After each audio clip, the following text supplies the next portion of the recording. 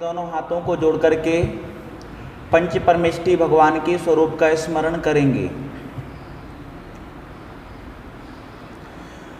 नमो वरिहन्ताणं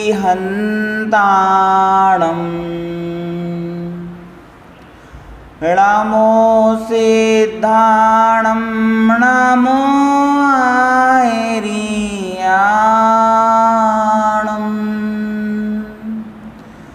नमो वज्रायाणं नमो लोये सब्बसाहूढं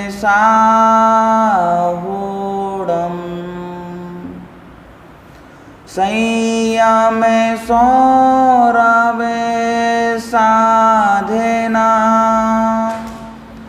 जिनको करें प्रणाम त्याग तपस्या तीर्थ का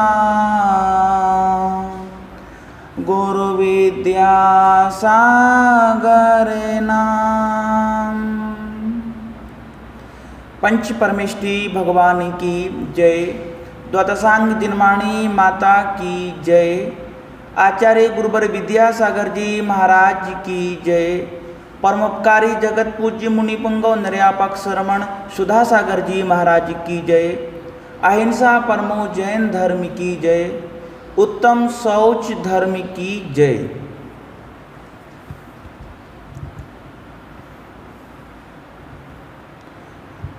दुनिया की जितनी भी महान आत्माएं होती हैं, जिनमें तत्व ज्ञान के संस्कार होते हैं, जो आत्म कल्याण की भावना रखते हैं, जिनके जीवन का प्रत्येक क्षण धर्मात्मा बनने के प्रयास से गुजरता हो, ऐसे व्यक्तियों को जब धर्म करने के अवसर मिलते हैं, आत्म कल्याण के निमित्त मिलते हैं, ऐसे अवसरों को वो खोते नहीं हैं।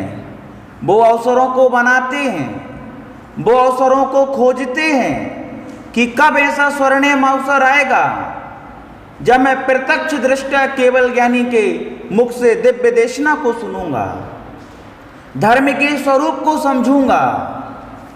भरत चक्रवर्ती को जब अपने जीवन में तीर्थंकर भगवान की देशना का सुनने का अवसर मिला, वो समो शरण में जाते थे।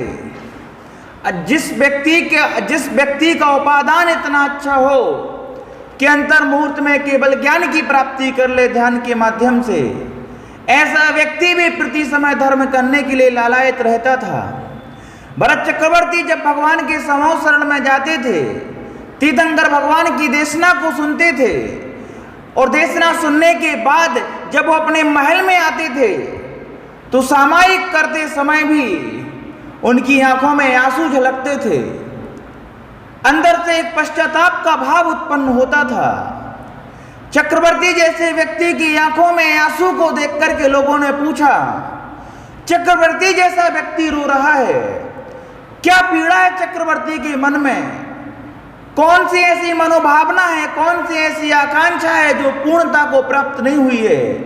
कोई ना कोई तो जरूर वजह है चक्रवर्ती के रोने की। लोगों ने विनम्रता पूर्वक पूछा चक्रवर्ती से कि आपकी आंखों में आंसू क्यों हैं?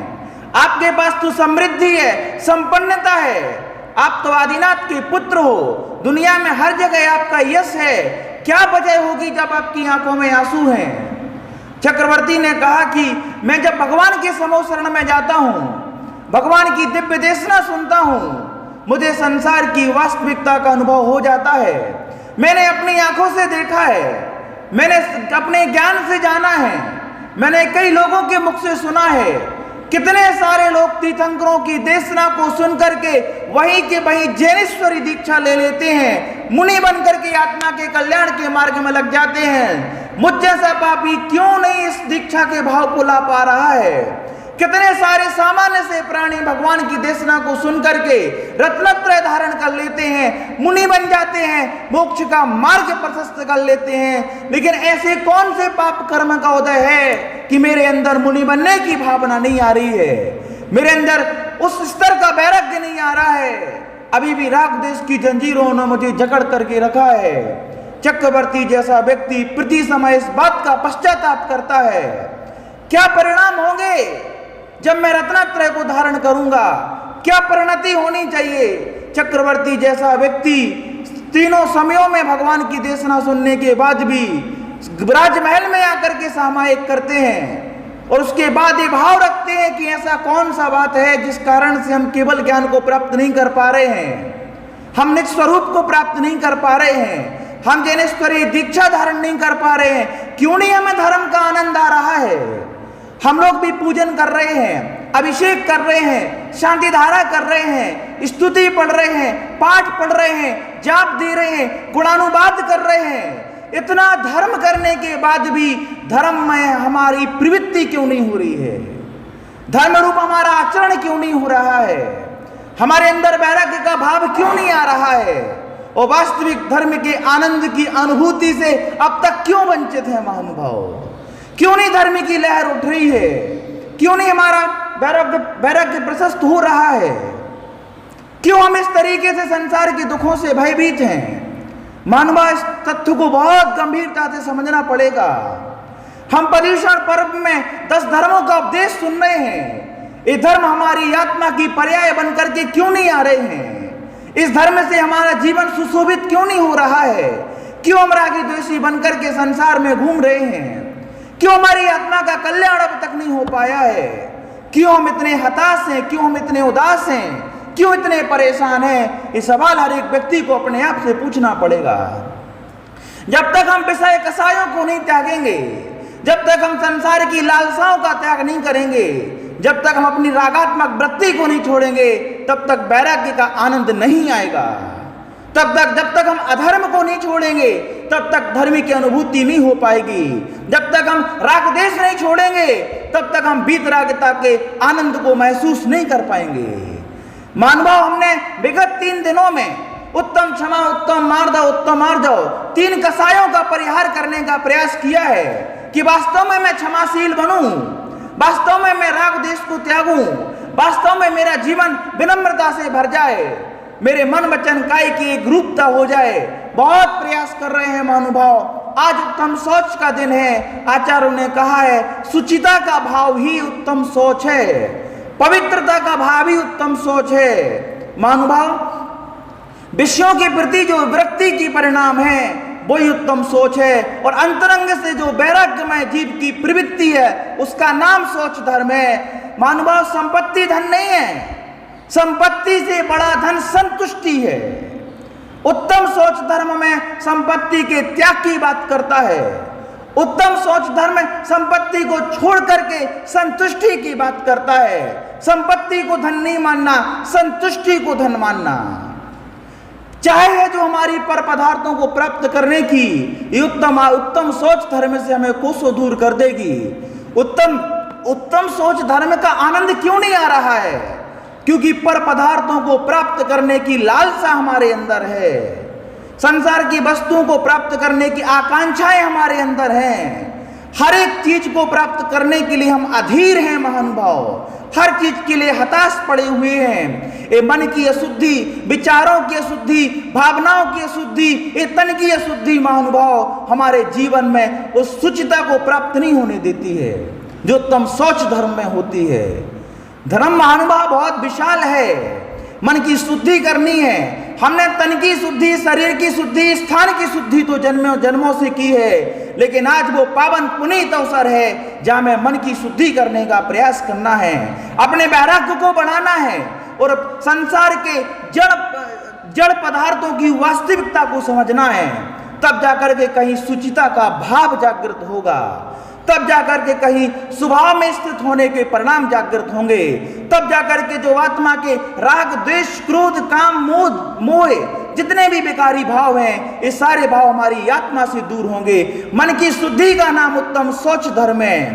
इच्छाओं का सीमित करना ही सोच धर्म है। धर्ममय दृष्टि से संसार को पार करना उत्तम सोच धर्म है। रागमय दृष्टि से संसार में जियोगे, उत्तम सोच धर्म का आनंद कभी नहीं आएगा। एक काल्पनिक कहानी के माध्यम से हम आपको तथ्य को समझाने का प्रयास करेंगे। 2 छोटी छोटी चींटियां थीं दोनों का अपनी अपनी उम्र के हिसाब से विवाह हो गया। तथ्य को समझना है। एक चींटी का विवाह ऐसे स्थान पर हुआ जहां शक्कर का व्यापार होता था। दूसरी चींटी का विवाह ऐसे स्थान पर हुआ जहां नमक का व्यापार होता था। वहां से आने के बाद दोनों अपने आप बीती सुनाती हैं। एक कहती है कि हमारे यहाँ तो नमक का व्यापार होता है, मैं कई दिनों से भूखी हूँ, मेरा तो जीवन दुश्वार हो गया है। दूसरी कहती है कि हमारे यहाँ तो शक्कर का व्यापार है, आप चाहो तो हमारे यहाँ आकर के शक्कर के पहाड़ पर रह सकते हो। बहुत दिनों तक वो चींटी शक्कर के पहाड़ पर रही, फिर भी उसे शक्कर का आनंद नहीं आया। ताज्जुब की बात है महानुभाव, शक्कर खाने के बाद भी शक्कर का आनंद नहीं है। फिर पता चलता है कि उसके मुंह में नमक की डेली थी। जब तक वो नमक की डेली को थूक करके अलग नहीं करेगी, तब तक शक्कर का आनंद उसे जीवन में कभी नहीं आ पाएगा। जब तक हम विषय कसायों को नहीं छोड़ेंगे, तब तक धर्म की अनुभूति हमारे जीवन में त्रिकाल में संभव नहीं है। हमें निर्णय करना पड़ेगा कि निज क्या है, पर क्या है, आत्मा क्या है, शरीर क्या है। आत्मा मेरी अपनी है, शरीर पर पदार्थ है। मैं एक निर्णय करना चाहता हूं आप लोगों के सामने। हम सब बैठ करके इस बात का निर्णय करेंगे, क्या हमारा है, क्या पराया है। सुबह से लेकर आप लोगों को कितना धर्म का ज्ञान है मुझे नहीं मालूम, लेकिन मैं इस बात का विश्वास जरूर करता हूं कि आप सब लोग ये तो जरूर जानते होंगे, आत्मा अलग है, शरीर अलग है। बताइए आप लोग मुझे, इतना तो सब लोग जानते हैं ना, आत्मा अलग है, शरीर अलग है। लेकिन सुबह से लेकर के शाम तक के जितने भी कार्य हो रहे हैं महानुभाव, वो हम निर्णय करते हैं हम किसके लिए करते हैं। सुबह उठ करके जो हम व्यायाम करते हैं वो शरीर के लिए है कि आत्मा के लिए है? शरीर के लिए है। हम जो व्यापार करते हैं, धन दौलत कमाते हैं, आत्मा के लिए या शरीर के लिए? भोजन करते हैं आत्मा के लिए कि शरीर के लिए? आराम करते हैं आत्मा के लिए कि शरीर के लिए? प्रातः काल से लेकर के महानुभाव हमारी जितनी भी क्रियाएं हो रही हैं, सारी की सारी क्रियाएं शरीर की संपुष्टि के लिए हो रही हैं, आत्मा के कल्याण के लिए, आत्मा की समृद्धि के लिए। हमारे द्वारा कोई भी क्रिया नहीं हो पाती। और फिर अंत में जाकर के पता चलता है निज आत्मा मेरी है, शरीर आदि पर पदार्थ हैं। मानवा बहुत अच्छे से हमें अपने परिणामों को विशुद्ध करना पड़ेगा, धर्म के वास्तविक आनंद को महसूस करना पड़ेगा। अब कितनी अच्छी पंक्ति पढ़ने में आती है, निर्मल आत्मा हो बे मेरी, तब सार्थक पूजा तेरी है। हे भगवान, हम निर्मल आत्मा नहीं हो रही हमारी। इतना धर्म करने के बाद भी हमारे परिणामों में कठोरता है, इतना धर्म करने के बाद भी हमारी संसार के प्रति रुचि है, इतना धर्म करने के बाद भी हमारे जीवन में धर्म का कहीं भी आनंद नहीं आ रहा है। निश्चित रूप से कोई ना कोई तो भूल है।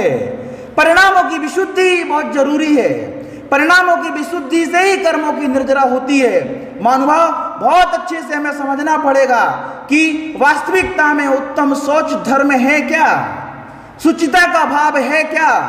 हमारी जो आकांक्षाएं उनको सीमित करना पड़ेगा, हमारे अंदर जो लोभ की प्रवृत्ति उसको कम करना पड़ेगा, हमारे अंदर जो वस्तुओं को प्राप्त करने की आकांक्षाएं उसको सीमित करना पड़ेगा। तब जाकर के कहीं हम उत्तम सोच धर्म की तरफ अग्रसर हो पाएंगे। ना जाने ऐसे कितने सारे कारण हैं महानुभाव जिससे हमने अपने जीवन को बर्बाद करके रखा है। हर व्यक्ति धन संपत्ति के लोभ में पागल है। धन वैभव नहीं है, गुण वैभव है महानुभाव। हमने अपनी पूरी जिंदगी में धन को महत्व दिया है, धर्म को महत्व नहीं दिया है। धन को महत्व देने के कारण से कल भी हम संसार में थे, आज भी हम संसार में हैं। ना जाने ऐसे कितने कारण होंगे, कितने भाव होंगे, कितने काल व्यतीत हो जाएंगे, तब तक हम संसार में ही रहेंगे, क्योंकि हमारी दृष्टि में धन है, धर्म नहीं। धन से आत्मा का कल्याण नहीं होता महानुभाव, आत्मा का कल्याण तो धर्म से होता है। धन से कसाएं बढ़ती हैं, धन से पाप बढ़ता है, धन से विषयों में आसक्ति बढ़ती है, धन से हमारा जीवन गर्त में चला जाता है, क्योंकि धन बढ़ने के बाद हम धर्म को भूल जाते हैं। बहुत अच्छे से विचार करना पड़ेगा महानुभाव। हमें आत्मा और शरीर के बारे में इस अंतर को समझना पड़ेगा। यही भेद विज्ञान हमें उत्तम सोच धर्म से संपन्न कर पाएगा। क्या हमारा है, क्या पर है, ये निर्णय करना पड़ेगा। धर्म की वास्तविकता को समझना पड़ेगा, नहीं तो हम स्वयं को ठग रहे हैं, स्वयं को धोखा दे रहे हैं। आज निर्णय कर लो कि धर्म महत्वपूर्ण है, कि धन महत्वपूर्ण है।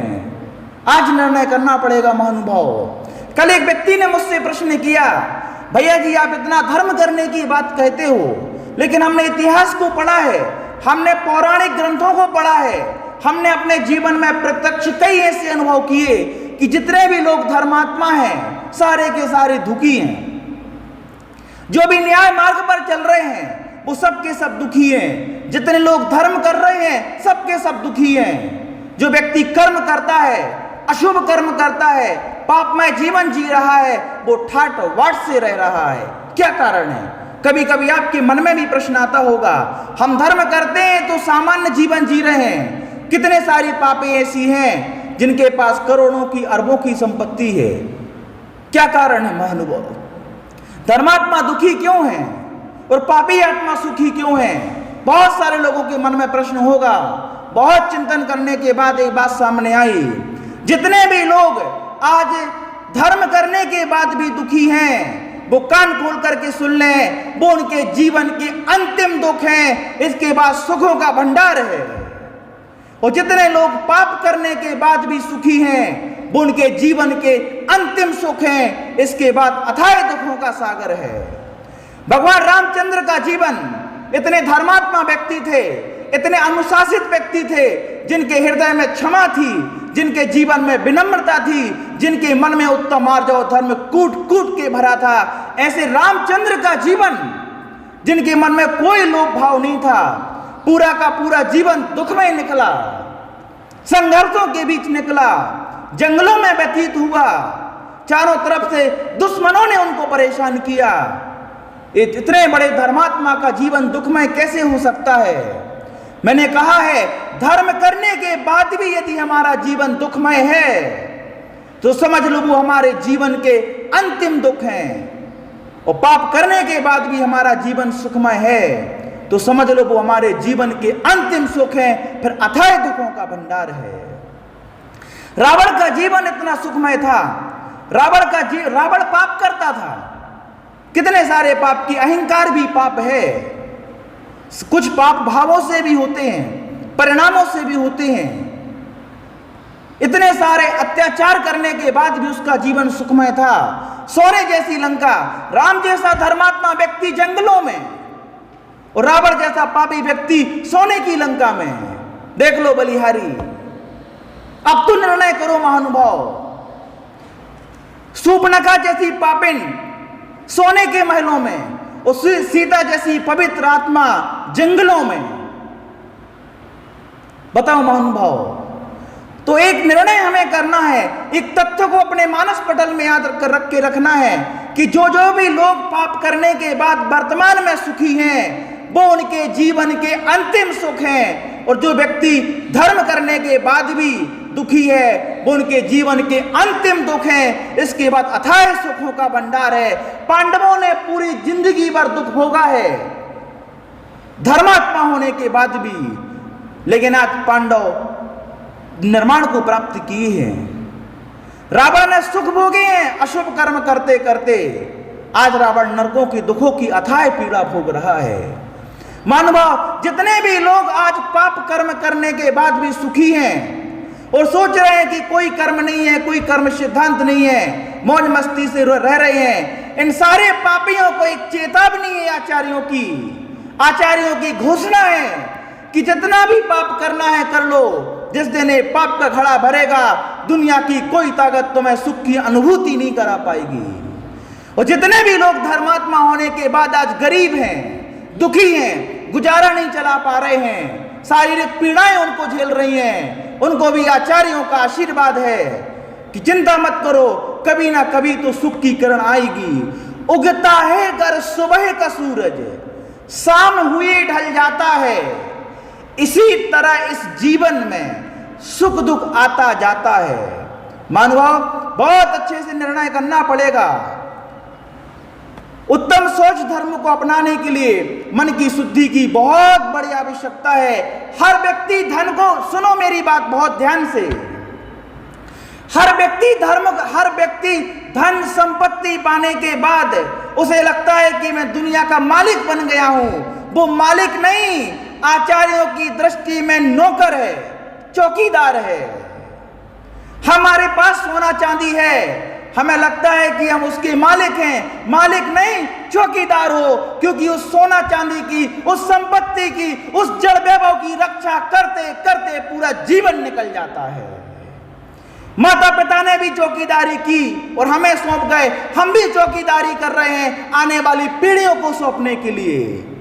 धन संपत्ति की रक्षा करते करते महानुभाव, एक भव्य आत्मा जीव जो आत्मा के कल्याण की भावना रखनी चाहिए थी, उसका पूरा जीवन चौकीदार की भांति निकल गया। जितने भी लोग इस दुनिया में धन संपत्ति को पा करके अपने आप को मालिक मान करके बैठे हैं, उनको मेरा फरमान है, मालिक नहीं नौकर हैं, क्योंकि पूरी जिंदगी भर उसकी रक्षा करने के लिए चौकीदार बन करके रहना पड़ रहा है। आज आपके पास है, कल आपको किसी और को सौंप करके जाना है। महानुभाव, धन वैभव नहीं है, गुण वैभव है। इस भावना को समझना पड़ेगा महानुभाव। लोभ के कारण से ना जाने क्या क्या खो दिया महानुभाव हमने। बहुत अच्छे से अभी हमारी दृष्टि बहिरंग है, अब अंतरंग की तरफ दृष्टि करनी है। पूरा का पूरा दिन हम दूसरों के बारे में सोचने में निकाल देते हैं, बाहर की वस्तुओं के बारे में सोचने में निकाल देते हैं। कितने समय के लिए हमें ध्यान आता है कि मैं भी तो हूं, मेरा भी तो अस्तित्व है, मैं भी तो ज्ञान दर्शनमय हूं, मैं भी तो एकत्व को लिए हूं। अन्यत्व भावना का चिंतन करना चाहिए, एकत्व भावना का चिंतन करना चाहिए। पूरा का पूरा दिन दूसरों की बुराइयों में, दूसरों की समृद्धि को ताकते ताकते ईर्ष्या करते करते निकल जाता है, निज अंतरात्मा की तरफ ध्यान नहीं आता। अनादिकाल से जग में स्वामिन, जल से शुचिता को माना। भगवान पूरी जिंदगी भर से हम यही सोच रहे थे कि हम स्नान कर लेंगे तो शुद्ध हो जाएंगे। स्नान करने से शुद्धि नहीं होती महानुभाव, स्नान करने से शुद्धि नहीं होती। वास्तव में तो शुद्धि सदपरिणामों से होती है। वास्तव में तो आत्मा की शुद्धि, अंतरंग की शुद्धि सदविचारों से होती है। वास्तव में तो अंतरंग की शुद्धि धार्मिक प्रवृत्ति और चारित्र संयम और आचरण से होती है। बहुत गंभीरता से विचार करना पड़ेगा। जल से शुद्धि नहीं करिए, धन कमा करके मालिक नहीं बनिए। धन की रक्षा करने वाला चौकीदार है महानुभाव, मालिक नहीं है। ये सोने चांदी पर जो मालिकाना का भाव आ रहा है, आज से समझ लो मैं चौकीदार हूं, क्योंकि मैं रक्षा कर रहा हूं। कोई चुरा करके ना ले जाए, कोई हड़प ना ले, मालिक नहीं, चौकीदार की अनुभूति आने लगे। वास्तविक धर्मात्मा तो यही सोचता है। भरत चक्रवर्ती का वैभव उन्हें खटकता था। भरत चक्रवर्ती उस वैराग्य से डरते, उस धन वैभव से डरते थे, कहीं ये धन दौलत हमारे राग द्वेष में कारण ना बन जाए, कहीं ये धन दौलत हमारे मन को ना मोह ले। महानुभाव, धर्मात्मा की दृष्टि में संसार के सारे जड़ पदार्थ कंकड़ और मिट्टी की भांति होते हैं। रागी की दृष्टि में कंकड़ मिट्टी भी उसे धन और वैभव समझ में आता है। इस तथ्य को बहुत अच्छे से समझना पड़ेगा महानुभाव, तब जाकर के हमारे जीवन को अच्छा बनेगा। हम संसार की चीजों में उलझे पड़े हैं। रास्ते में रखे हुए फूलों पर मत उलझो, आगे गुलदस्ता तुम्हारा इंतजार कर रहा है। संसार के जड़ वैभव में मत उलझो महानुभाव। जो निज आत्मा का वैभव है, जो जिन गुण संपत्ति है, वो बहुमूल्य है, स्थिर है, वो नश्वर नहीं है महानुभाव। दुनिया की कोई ताकत उस पर अपना हक नहीं जता सकती। उसके एकमात्र स्वामी निज आत्मा ही है। ऐसा तत्व का चिंतन हमारे मन में होना चाहिए। हर एक व्यक्ति अपने दुखों से दुखी नहीं है, अभी तो दूसरों के सुखों से दुखी है। हमारे जीवन में क्या कमियां हैं, उसकी तरफ हम ध्यान नहीं देते। सामने वाले के पास क्या संपन्नता है, सामने वाले के पास क्या समृद्धि है, इस तरीके का ध्यान उसके जीवन में रहता है। संसार ताप में जल जल कर मैंने अगणित दुख पाए हैं, निज शांत स्वरूप नहीं भाया, पर के ही गीत सुहाए हैं। हमने कभी आत्मा के विषय में चर्चा नहीं की, हमने कभी धर्म के विषय में चर्चा नहीं की, हमने महापुरुषों के बारे में चर्चा नहीं की, हमने उनको अपने जीवन में आदर्श बनाने का प्रयास नहीं किया।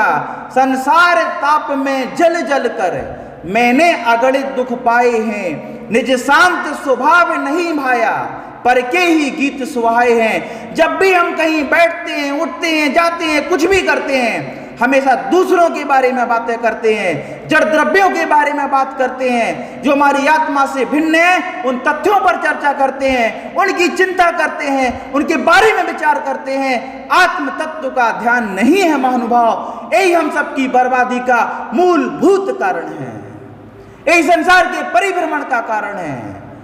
सुचिता का भाव ही तो शौच धर्म है। मन की शुद्धि करनी पड़ेगी। आत्मा के जो विकारी परिणाम हैं उनको त्यागने का प्रयास करना पड़ेगा। और अपनी जिंदगी में, मैं ये नहीं कह रहा हूं आप धन को छोड़ दो, मैंने आपसे ये नहीं कहा, मैंने सिर्फ आपसे इतना कहा है कि हमें अपने जीवन में धन को नहीं, धर्म को महत्व देना है। ना जाने इस धन के कारण से क्या क्या छूट गया। ये धन संपत्ति को कमाने के चक्कर में धर्म छूट जाता है।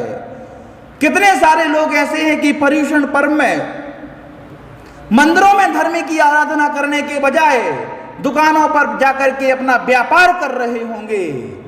ये इस बात का परिचायक है कि इनके जीवन में धर्म का कोई मूल्य नहीं है, इनके जीवन में धन को ही इन्होंने महत्व दिया है।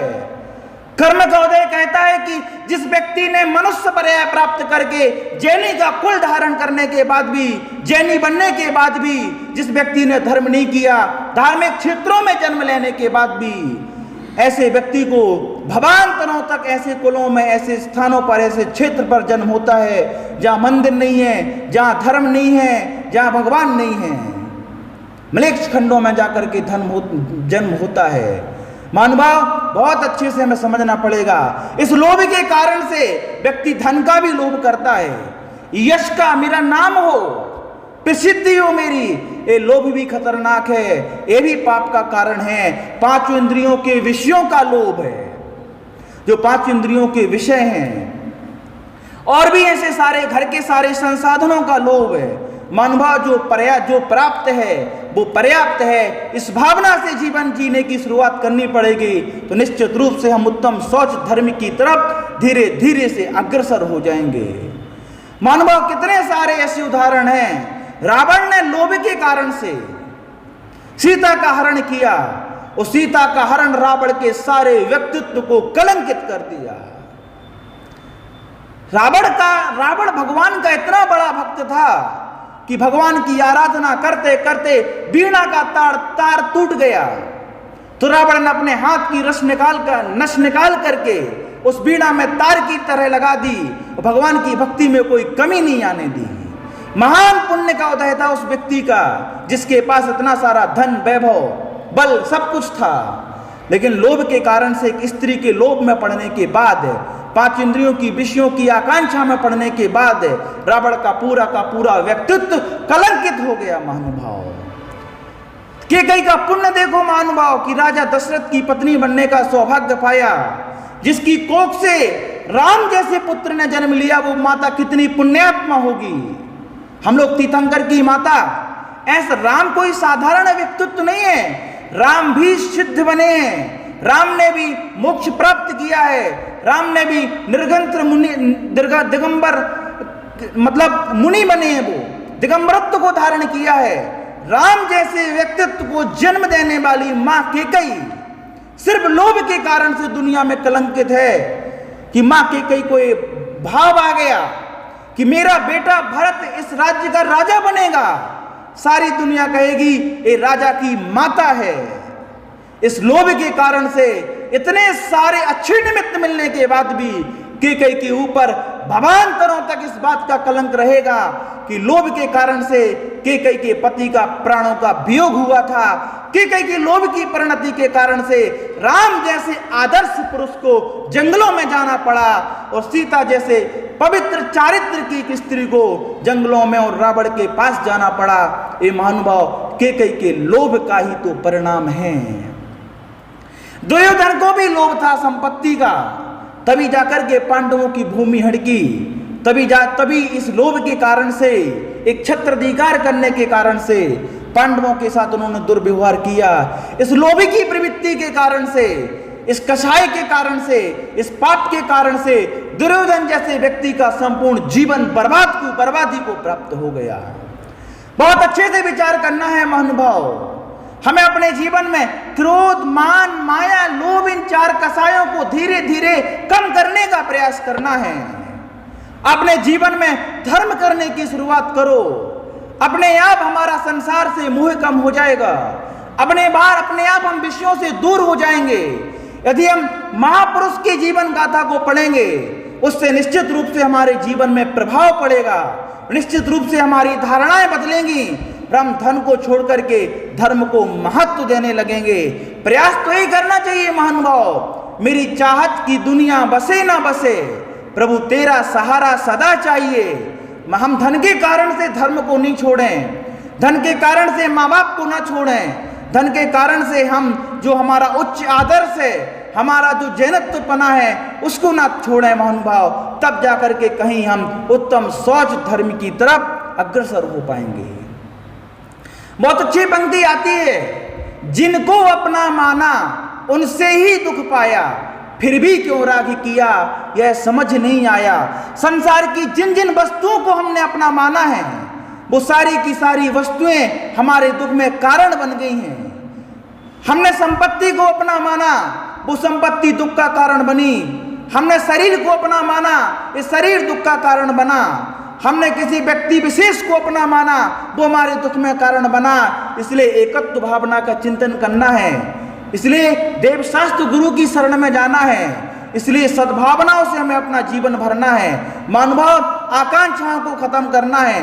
हमें भगवान से भी कुछ नहीं मांगना है, भगवान के सामने तो एक ही प्रार्थना करनी है, भव के दुख की तो परवाह नहीं है, स्वर्ग सुख की भी चाहे नहीं है, मैं तो जामन मरण होवे ऐसा यतन पारस प्यारा। कभी भी भगवान से संसार की संपदा मत मांगना, जो है उसमें गुजारा चलाने का प्रयास करना। संसार की संपदाएं संसार में ही रहेंगी। भगवान से तो एक ही बात मांगना, मुझे आप सम कर ले स्वामी, बस यही वांछा सदा। लेकिन आज हर एक व्यक्ति भगवान के सामने, हर एक व्यक्ति गुरुओं के सामने भक्त बनकर के नहीं, भिखारी बनकर के जाता है। ये मांगने की आदत हमारे संसार का मूलभूत कारण है। इस संसार को यदि परित्याग करना है, मानवा ये मनुष्य पर्याय ना जाने कितने भवों के पुण्य से मिली है। इस मनुष्य पर्याय को प्राप्त करने के बाद भी यदि हमारा संपूर्ण जीवन कसायों के साथ निकला, पाप के साथ निकला, तरस जाएंगे महानुभाव दोबारा, लेकिन कभी मनुष्य नहीं बन पाएंगे। इस मनुष्य भाव में हमने आत्मकल्याण की बात नहीं सोची। अभी हम मुनि बनने की बात नहीं कर रहे हैं, अभी हम केवल आत्मकल्याण की बात कर रहे हैं, अभी हम सद्भावनाओं की बात कर रहे हैं, अभी हम दृष्टि बदलने की बात कर रहे हैं। दृष्टि बदलेंगे, सृष्टि अपने आप बदल जाएगी महानुभाव। हमें अपने आप से सवाल करना है कि हमने धर्म का स्वरूप पढ़ा, हमने देवशास्त्र गुरु को भी सुना पढ़ा, हमने अच्छे अच्छे विद्वानों के प्रवचन सुने, दिगंबर साधुओं के प्रवचन सुने, उसके बाद भी हमारे मन में धर्म की परिणति क्यों नहीं है? उसके बाद भी हमारी विचारधाराएं क्यों नहीं बदल रही हैं? अपने आप से हमें बहुत अच्छे से सवाल करना चाहिए। महानुभाव, हमने संसार की जिन जिन वस्तुओं को अपना माना है, वो सारी की सारी वस्तुएं आज हमारे दुख में कारण हैं। इसलिए हमें अपने जीवन में धर्म को महत्व देना है। धर्म ही जीवन में सर्वश्रेष्ठ है। यदि ऐसी परिणति, ऐसी भावना यदि हमारी अंतश्चेतना में जागृत हो गई, तो निश्चित रूप से हमारा जीवन बहुत अच्छा हो जाएगा। हमें नाम और प्रसिद्धि का लोभ नहीं रखना है। यदि हमारे अंदर अच्छाई है तो निश्चित रूप से सारी दुनिया हमारी प्रशंसा करेगी। यदि हमारे अंदर वैराग्य का भाव जागृत हो गया कि सारे संसार की चीजें नश्वर हैं, कितने सारे लोग हमने अपने जीवन में ऐसे देखे हैं, कितने सारे लोग हमने अपने जीवन में ऐसे देखे हैं जिन्होंने सारी संपदाओं को एकत्रित करने के बाद भी जब भी वो गए, मात्र एक सफेद कफन के टुकड़े में लिपट करके गए हैं। वो इस बात का प्रतीक है कि व्यक्ति ने अपने जिंदगी में क्या नहीं जोड़ा। सबको जोड़ने के बाद उसका पूरा जीवन समृद्धि के साथ निकलने के बाद भी अंत समय जब उसका मरण हुआ तो मात्र कफन के टुकड़े में लिपटा करके उसका देह संस्कार कर दिया। किसके लिए जोड़ रहे हो? किसके लिए पाप कमा रहे हो? मैंने कल भी कहा था, हंस के पाप जो किए हैं उनको रो रो करके भोगना पड़ेगा। थोड़ा सा हमें जागना चाहिए, थोड़ा सा हमें सजग होना चाहिए, थोड़ा सा हमें सचेत होना चाहिए। अपने आप को संभालने की कोशिश करना चाहिए। जो प्राप्त है सो पर्याप्त है, ऐसा भावना रखना चाहिए। संपत्ति से बड़ा धन संतुष्टि है महानुभाव, सेटिस्फैक्शन। बस जो है पर्याप्त है। 2 वक्त की रोटी का गुजारा चल रहा है, ठीक है। एक छोटा सा घर मकान है, ठीक है। जो हमारे घर में संसाधन है वो ठीक है, हमारा इतने से गुजारा चल जाता है, हमें और नहीं चाहिए। जितना जितना प्राप्त करने की आकांक्षा होगी उतना उतना हमें दुख होगा। ऐसा नहीं कि वस्तुओं का अभाव दुख का कारण है, नहीं महानुभाव, वस्तुओं के अभाव की अनुभूति दुख का कारण है।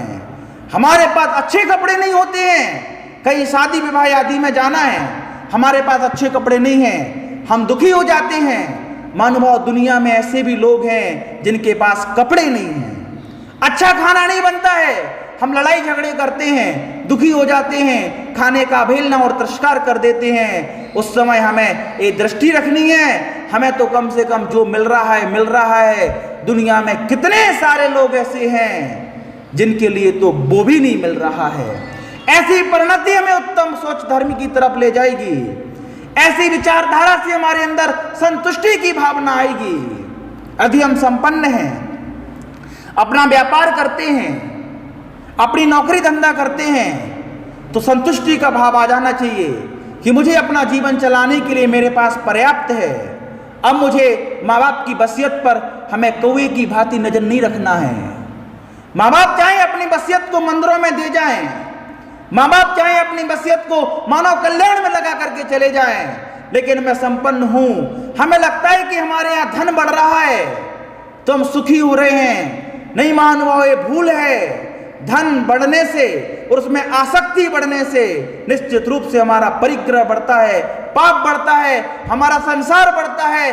कैसा प्राणी है महानुभाव कि संसार की संपदाओं को एकत्रित करने के बाद सुखी होता है, धर्मात्मा तो दुखी होता है।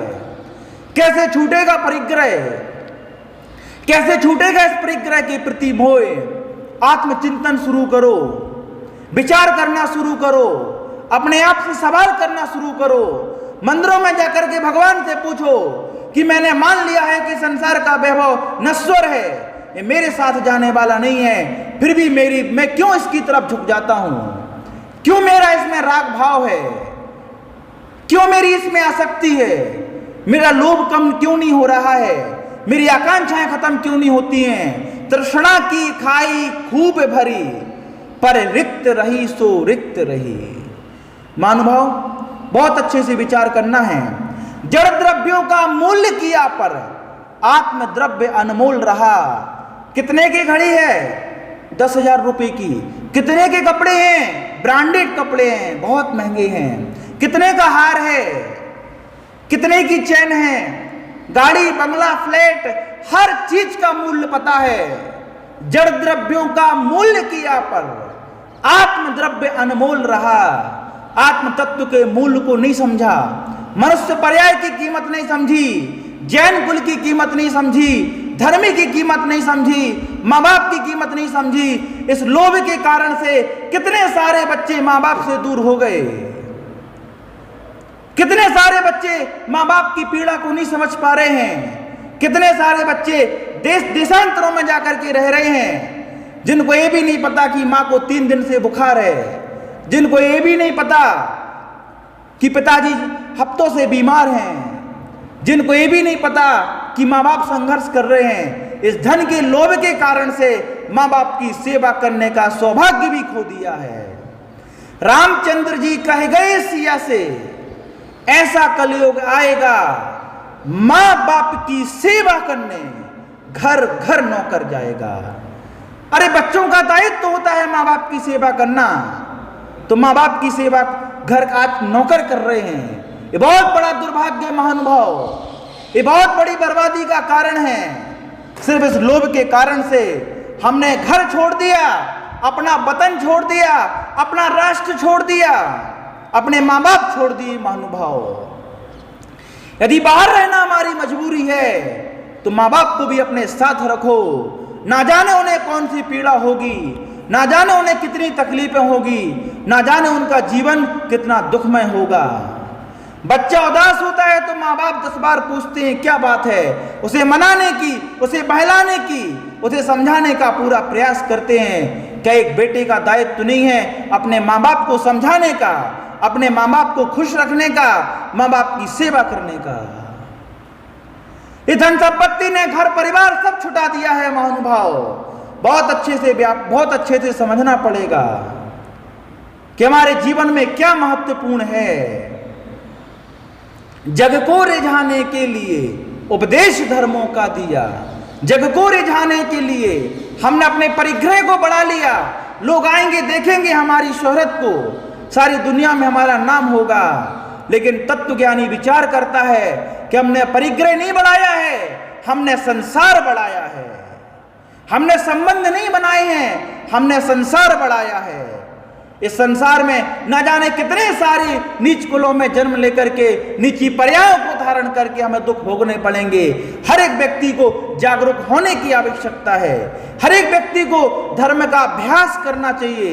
हर एक व्यक्ति को अपनी नजरों में देव शास्त्र गुरु को अपने हृदय में बिठा करके रखना चाहिए। मुख से प्रति समय नमोकार मंत्र निकलना चाहिए।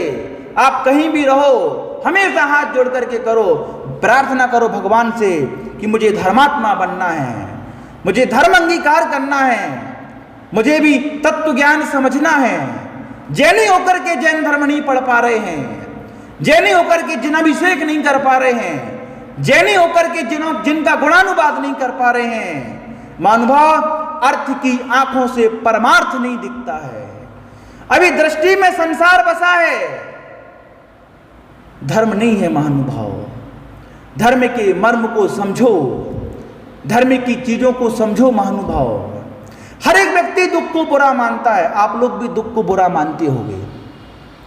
मैं आप लोगों से पूछना चाहता हूं, सारी दुनिया दुख को बुरा मानती है, सुख को अच्छा कहती है। मैं आपसे पूछना चाहता हूं, दुख अच्छा है कि सुख अच्छा है? बोलो, दुख अच्छा है या सुख अच्छा है?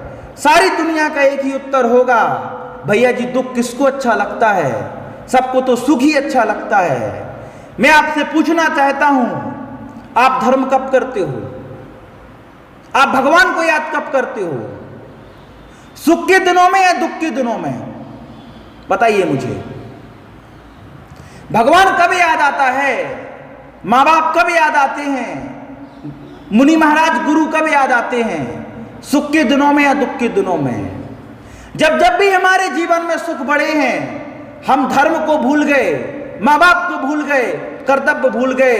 और जब जब भी दुख आए हैं जीवन में, रह रह के भगवान याद आया है। सुख के दिन हमें भगवान से दूर करते हैं, दुख के दिन हमें भगवान के नजदीक ला करके खड़ा कर देते हैं। बताओ महानुभाव, सुख अच्छे हैं कि दुख अच्छे हैं? सुख के दिनों में भगवान याद ही नहीं आता है, सुख के दिनों में धर्म कर ही नहीं पाते हैं। इतने मदमस्त रहते हैं हम अपने जीवन के क्षणभंगुर सुखों का आभास करने में। सुख हमें भगवान से दूर करते हैं, सुख हमें धर्म से दूर करते हैं, सुख हमारा संसार बढ़ाते हैं, सुख हमें पापी बनाते हैं, दुख हमें धर्मात्मा बना देता है। दुखी व्यक्ति ज्यादा पूजन करता है, दुखी व्यक्ति बार बार मंदिर जाता है, दुखी व्यक्ति मालाएं फेरता है, दुखी व्यक्ति धर्म और तत्व के प्रवचन को सुनता है।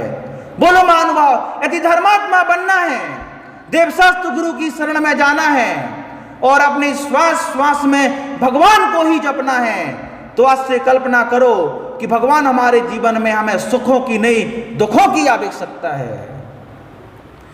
क्योंकि हम इतने सीधे नहीं हैं कि सुख के दिनों में भगवान को याद कर लें। नहीं महानुभाव, सुख के दिनों में सारी दुनिया बर्बाद हुई है। रावण के जीवन में सुख था, रावण बर्बाद हो गया। दुर्योधन के जीवन में सुख था, दुर्योधन बर्बाद हो गया। जितने भी लोग बर्बाद हुए हैं, सारे के सारे लोग सुख के दिनों में बर्बाद हुए हैं। जितने भी लोगों का कल्याण हुआ है, वो सारा का सारा दुख का समय था। सीता के जीवन में कितना बड़ा दुख आया, जिसने अपने पूरे जीवन में स्वप्न मात्र में भी पर पुरुष के बारे में विचार नहीं किया, ऐसी पवित्र आत्मा के ऊपर चारों तरफ से लालछन लगने लगे। ऐसे दुख के दिनों में सीता को बैराग घुमड़ा और उन्होंने आर्य का दीक्षा लेकर के आत्मा के कल्याण का मार्ग प्रशस्त किया। सुखमान मुनि के जीवन में सुख थे, तब तक धर्म नहीं सुहाता था, और जैसे ही उनके जीवन में दुख मिले उन्हें बैराग हुआ, उनका तत्व ज्ञान मजबूत हुआ, निर्माण को प्राप्त कर गए। यशोधर मुनिराज जब उनको दुख मिले उनकी ध्यान अवस्था और बढ़ गई। महानुभाव, सुख के दिनों में सारी दुनिया बर्बाद हुई है और दुख के दिनों में महानुभाव सारी दुनिया आबाद और आजाद हुई है। सुख के दिनों में किसी का कल्याण नहीं हुआ, दुख के दिनों में सबका कल्याण हो गया। आदिनाथ भगवान की सभा में नीलांजना की मृत्यु हुई, ये दुख का अवसर था। उस मृत्यु को देख करके भगवान को वैराग्य भाव जागृत हो गया।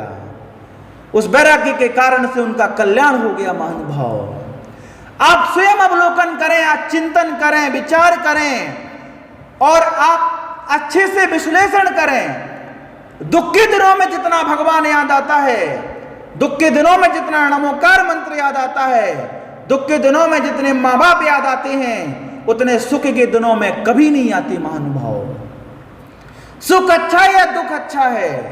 सुख के दिनों में सारी दुनिया बर्बाद हो गई है और दुख के दिनों में सारी दुनिया आजाद हो गई है, सारी दुनिया का कल्याण हो गया है। चंदनबाला के जीवन में दुख आए, उनका कल्याण हो गया। सीता के जीवन में दुख आए, उनका कल्याण हो गया। अयोध्या में जब तक राम थे तब तक वो राजकुमार कहलाते थे। जैसे ही उनके जीवन में जंगलों के दुख आए, वो मर्यादा पुरुषोत्तम भगवान राम कहलाने लगे। सुखों में व्यक्ति का व्यक्तित्व का विकास हो या ना हो, और उपसर्गों में, संघर्षों में, कड़ी मेहनत में और मजबूरी और परेशानियों में व्यक्ति के एक अलग ही व्यक्तित्व में निखार आता है। महानुभाव, यशोधर मुनिराज का उदाहरण देखो, गजकुमार मुनिराज का उदाहरण देखो। हमारे शास्त्रों में हजारों लोग ऐसे हैं। यमपाल चंडाल के बारे में आपने सुना होगा। जब तक उसके जीवन में सुख थे, सारी दुनिया उसे चंडाल की दृष्टि से देखती थी, लेकिन जब उस चंडाल को वहां के राजा ने मगरमच्छ से व्याप्त समुद्र में फेंका, उसके जीवन में दुख आया तो उसका कल्याण हो गया। महानुभाव, तो आज से किसको निमंत्रण दे रहे हो, सुखों को या दुखों को?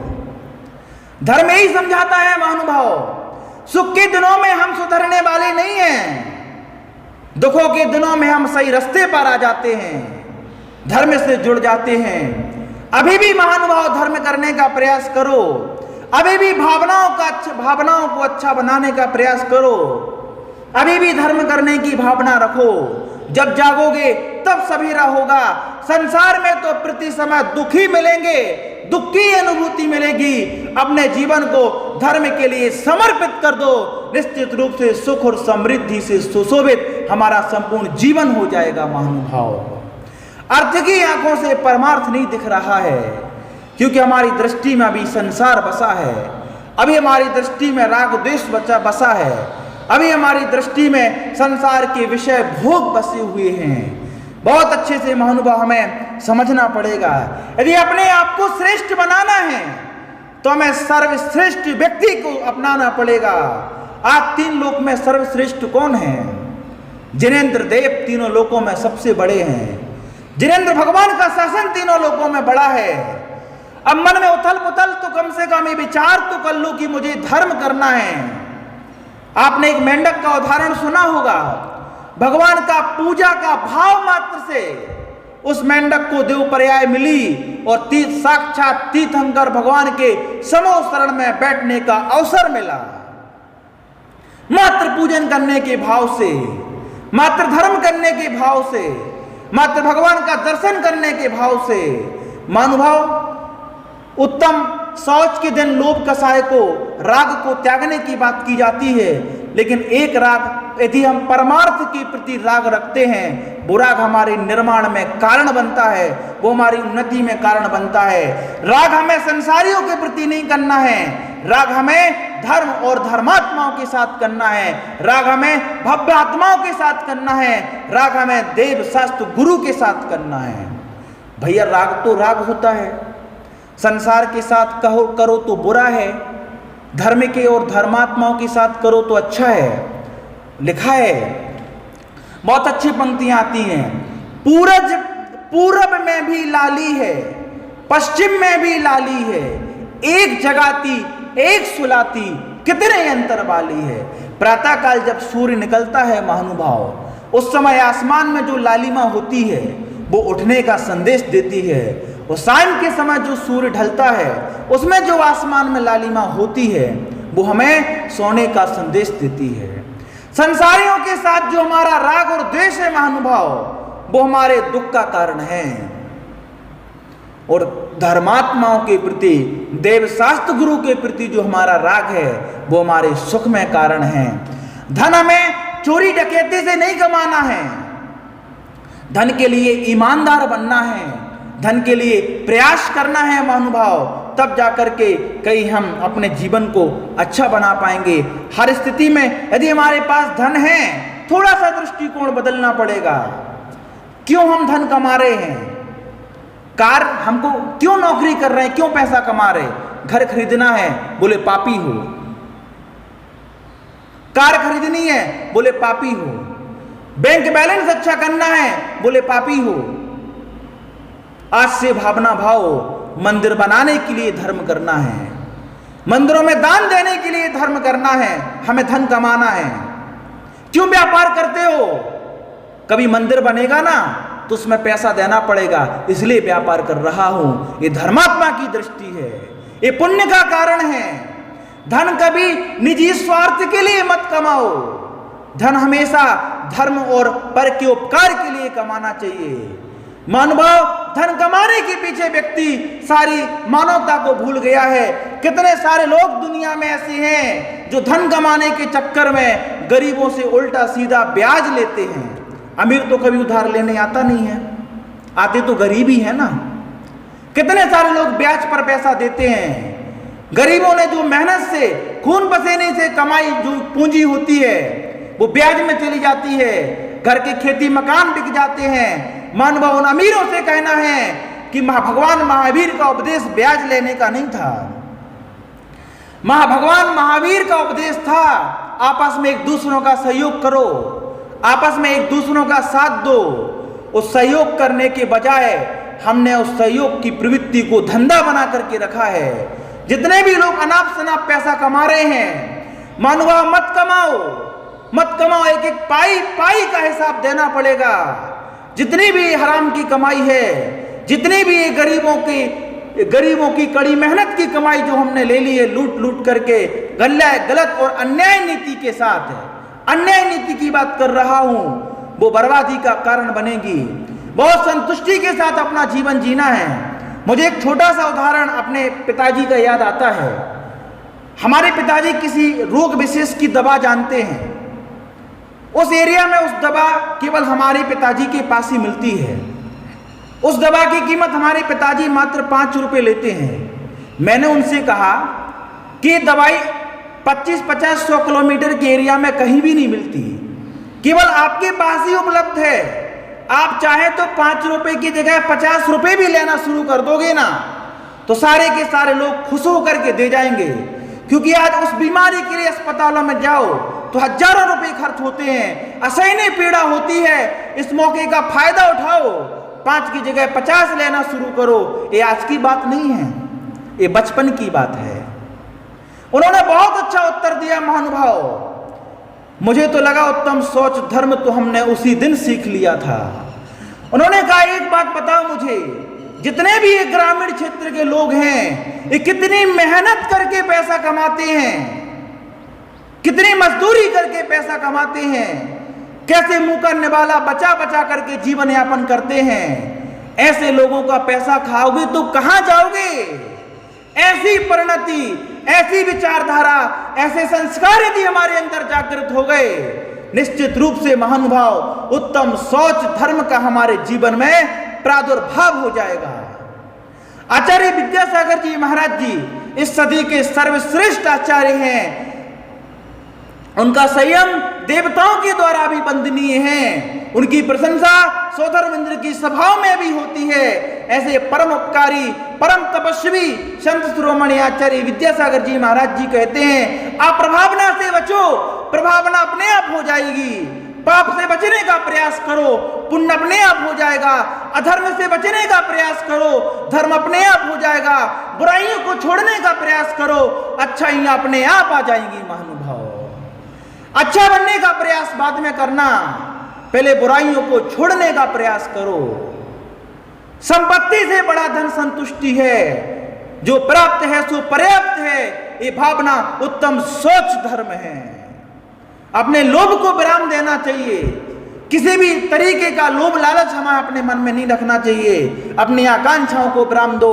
भगवान से कभी संसार की जड़ संपदा नहीं मांगना। महानुभाव, भगवान से तो निर्माण की सुख मांगना, भगवान से तो सुख शांति मांगना। भगवान से मांगना है तो ये मांगो कि मेरे अंदर धर्म करने के भाव दे दो, मेरे अंदर वैराग्य दे दो।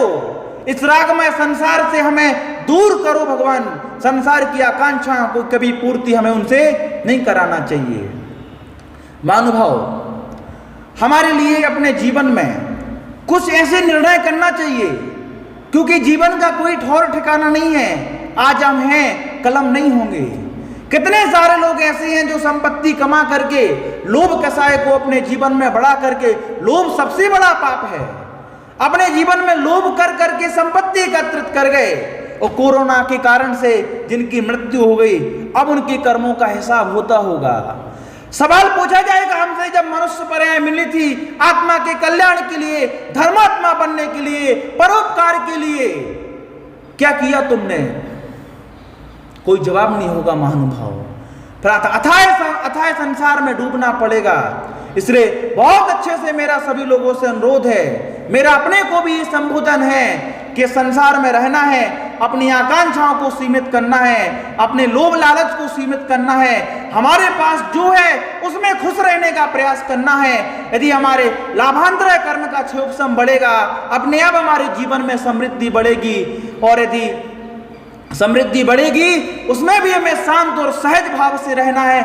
आज से जो भी व्यापार करो, आज से जो भी धंधा करो, जो भी आपकी आय का स्रोत हो, प्रत्येक धंधा करते समय एक ही भाव होना चाहिए। मैं एफडी बनाने के लिए पैसा नहीं जोड़ रहा हूं, मैं घर की सुख सुविधा बढ़ाने के लिए पैसा नहीं एकत्रित कर रहा हूं, पैसा नहीं कमा रहा हूं। वो तो कभी कहीं पर जैन मंदिर बनेगा तो मैं उसमें दान देने के लिए पैसा कमा रहा हूं। दिगंबर मुनि आएंगे तो उनको हम आहार दान देंगे, इसलिए हम धन कमा रहे हैं। कभी किसी को हम पीड़ित देखेंगे तो हम उसकी सहायता करेंगे, इसलिए धर्म का धन कमा रहे हैं। धार्मिक दृष्टिकोण यदि हमारा बन जाएगा, निश्चित रूप से हमारे जीवन में उत्तम सोच धर्म आ जाएगा।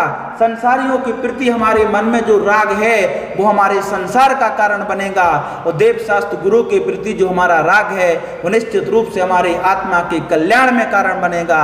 भगवान से राग करना चाहिए, भगवान से प्रीति होना चाहिए, धन का लोभ नहीं, धर्म का लोभ करना चाहिए। धन का लोभ करने से संसार बढ़ेगा, धर्म का लोभ करने से हमारा परमार्थ सुनिश्चित होगा।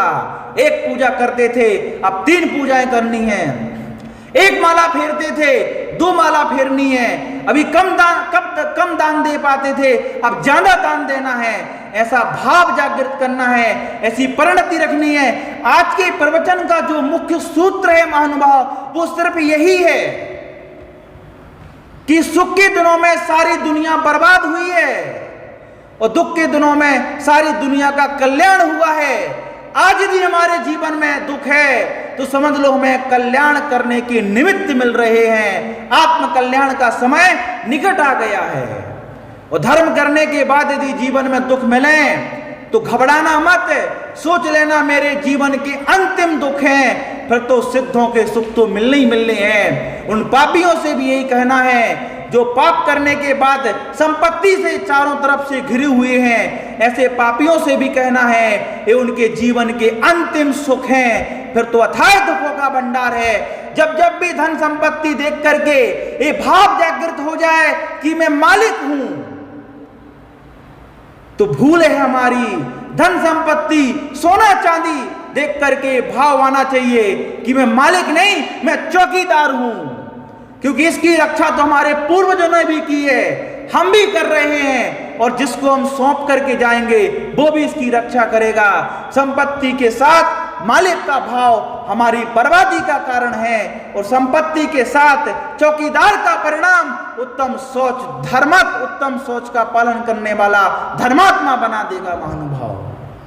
तो आज से निर्णय करना है कि संपत्ति के साथ हम चौकीदार रहेंगे और धन के साथ हम धर्मात्मा रहेंगे, धर्म के साथ है।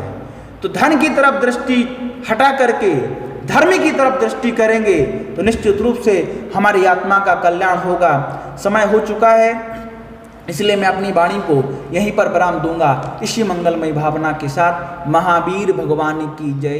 अहिंसा परमो जैन धर्म।